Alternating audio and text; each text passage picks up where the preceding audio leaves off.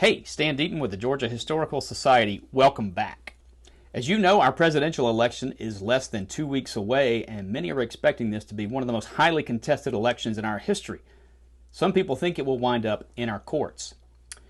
It harkens back most recently to the 2000 presidential election, but the presidential contest that created the greatest constitutional crisis in our history was in 1876, America's centennial year. The Civil War was just 11 years in the past at that point and still fresh on everyone's mind as the highly partisan contest was carried out that summer. Now, remember that the Republican Party was still the party of Lincoln, the party that had supported civil and political rights for the formerly enslaved black Southerners, had passed the 13th, 14th, and 15th Amendments against strong Democratic opposition, and the Democratic Party in the South was made up primarily of former Confederates, all of whom opposed, sometimes violently, any black political participation. The Democrats nominated New York Governor Samuel Tilden. The Republicans nominated the Ohio Governor Rutherford Hayes. And a record number of Americans went to the polls on November 7th. Almost 82% of the eligible voters, and of course women couldn't vote at that time, but almost 82% of the eligible voters went to the polls that day. When it was over, it looked like Samuel Tilden, the Democrat, was the victor. He had won the popular vote by 266,000 and led in the Electoral College 184 to 165. You needed 185 to win, so he only needed one electoral vote.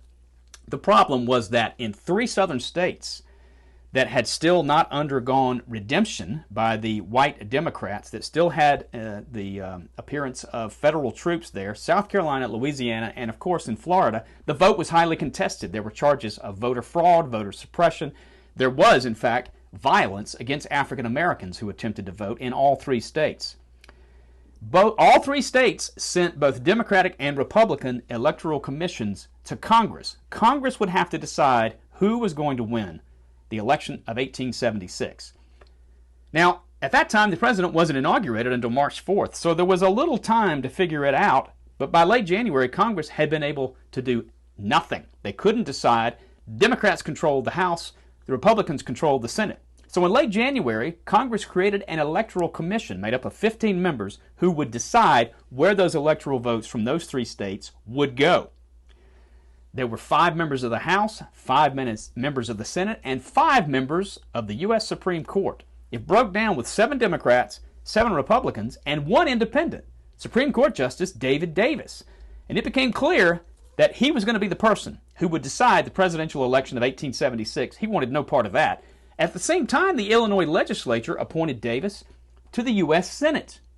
He resigned his seat on the Supreme Court, and a Republican justice took his place. Republicans now controlled the commission 8-7. And on a strict party line vote, they voted in all 3 cases, South Carolina, Louisiana, and Florida, to give those states electoral votes to the Republican Hayes. And he was declared the winner on March 2nd, 2 days before Inauguration Day, to be the next president by an electoral count of 185 to 184. As you can imagine, there was outrage across the country. People feared the outbreak of a second civil war. What prevented it? It was known as the Compromise of 1877. Behind the scenes, they had negotiated. The Democrats would accept a Republican victory if the Republicans agreed to withdraw all remaining federal troops from the South and end their support for Reconstruction and let the white South go on its way. The white Democrats were able to control politics in the South and prevent, for the most part, African Americans from voting for the next 100 years. It was the closest presidential contest in American history that created the greatest constitutional crisis in our history. What will happen in the current contest? Stay tuned. Stay safe, stay strong. I'm Stan Deaton with the Georgia Historical Society. As always, thank you for watching.